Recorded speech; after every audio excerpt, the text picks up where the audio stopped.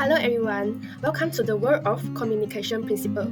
So in this video, we will give you some basic knowledge on how to tackle game mission 4. So without further ado, let me introduce my team members, Xiu Lei Sheng, Liu Qiyu, and me as the leader, Yun Zhen, and also Jelena. So let us start from the basic. What is data transmission? Data transmission is the process of sending digital or analog data over a communication medium from one device to another. So the most common example of data transmission is the internet. It involves sending and receiving data over a network. So let me teach you on how to differentiate between analog and digital data. As you can see in the figure, the analog is a continuous signal that varies smoothly over the time, while the digital only use 0 and 1 to represent the data. We can change the data from analog to digital and vice versa. For example, the higher peak of the analog is represented by 1 in digital signal. So what are the purposes of amplitude modulation? Firstly is the long distance transmission. AM allows signals to be transmitted over long distances. Secondly is the simplicity of implementation. It requires less complex circuitry compared to the other modulation techniques, making it cost effective. Thirdly is the signal integrity. AM can effectively carry both audio and video signals, making it versatile for various types of content transmission. Lastly is the efficient use of bandwidth. It allows multiple signals to be transmitted within the same frequency range. And here is the process of amplitude modulation. So firstly is the input of message signal, which has a low frequency, for example, an audio, and the amplitude changes according to the information content. And another input is the carrier signal. It has a higher frequency, which carries the information over long distances, and the amplitude remains steady and unchanged. So these two signals are input for the modulator, and the signals are modulated. So the modulator signals has a mixed frequency, combining the carrier frequency and also the message signal. And the amplitude varies in accordance with the message signal, creating an envelope that matches the shape of the original message signal. And this is the amplitude demodulation, which is the inverse of modulation. So the modulator signal will be an input into the demodulator, which containing the rectification and filtering, and it will produce the demodulated signal. So in the demodulator, it has the rectification, which converts the AC signal into a pulsating DC signal, and filtering, which smooths the pulsating DC signal to extract the original message signal. So next, I will explain about angle modulation. Angle modulation is divided into two parts. The first one is frequency modulation. Frequency modulation is the process where the frequency of the carrier signal changes according to the modulating signal. The second one is phase modulation. Phase modulation means the phase of the carrier wave changes depending on the amplitude of the modulating signal. Okay, so let's see the diagram. The first signal is the modulating signal, which is also known as the message signal. The FM signal increases the frequency when the modulating signal reach its peak. On the other hand, PM signal increase its frequency or change the phase when there is a starting of the wave. So next we will come to the application part. For FM, it is more immune to noise. It is widely used in FM radio and also to transmit television sound. On the other hand, phase modulation is more susceptible to noise. It is suitable for radio wave and digital transmission. It also supports an ample range of wireless technologies. Now I will explain about the radio digital modulation. So there are three techniques in this topic, which is amplitude shift keying (ASK), frequency shift keying (FSK), and phase shift keying (PSK).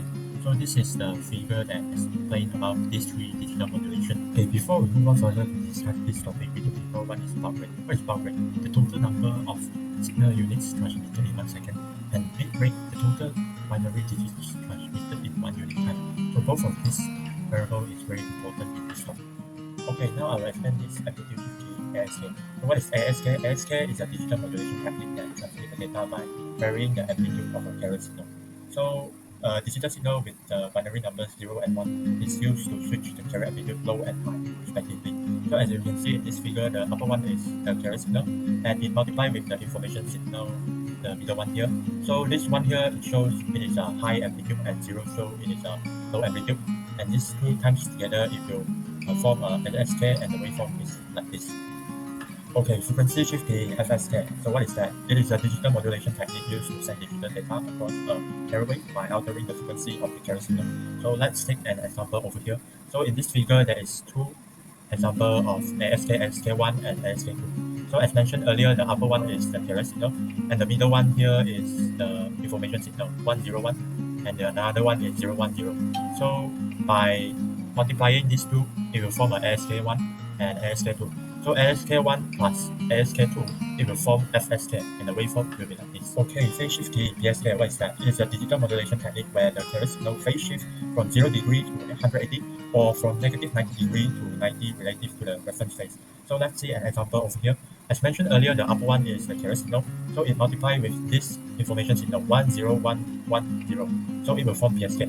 So you must be wondering why this is PSK, not ASK. So as you can see here, whenever there is a logic change from 1 to 0 or 0 to 1, the small part changes over here is a phase shift. So this is phase shift key, PSK. Okay, in PSK we have generation and receiver. So to generate a PSK signal, a level converter is used to change a unipolar input signal into a bipolar one. So the bipolar input signal and the carrier signal are then combined into a PSK signal by the balance modulator. And for PSK receiver, to modulate or receive PSK signal, the PSK signal is multiplied by a carrier signal and passes through a bandpass filter. And the detector will detect the signal and transform it back into its original form.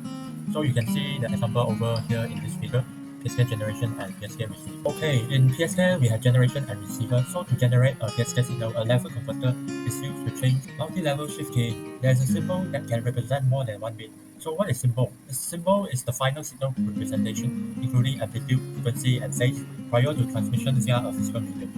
And 2 power of n symbols are required for n bits. For example, to show 2 power of 2, which is 4, symbols are shown in 4 combination, which is 00, 01, 10, 11 that uses 2 bits. This is applicable to SK, FSK, and PSK.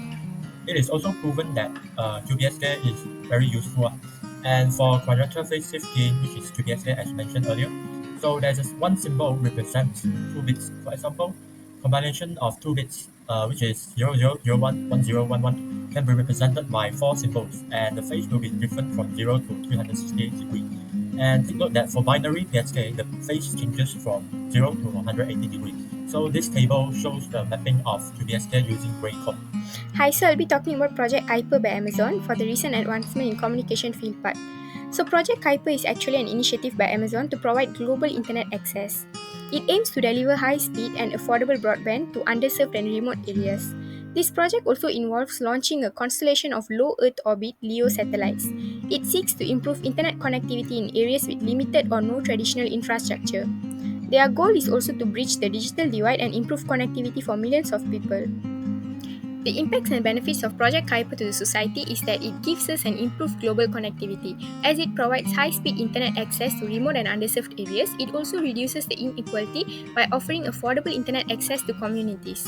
For the healthcare advancement, it also supports telemedicine, allowing patients in remote areas to access healthcare services so that they don't need to travel long distances for it. For the education access, it also enhances access to online learning resources, enabling students in isolated regions to pursue their education without any limitations.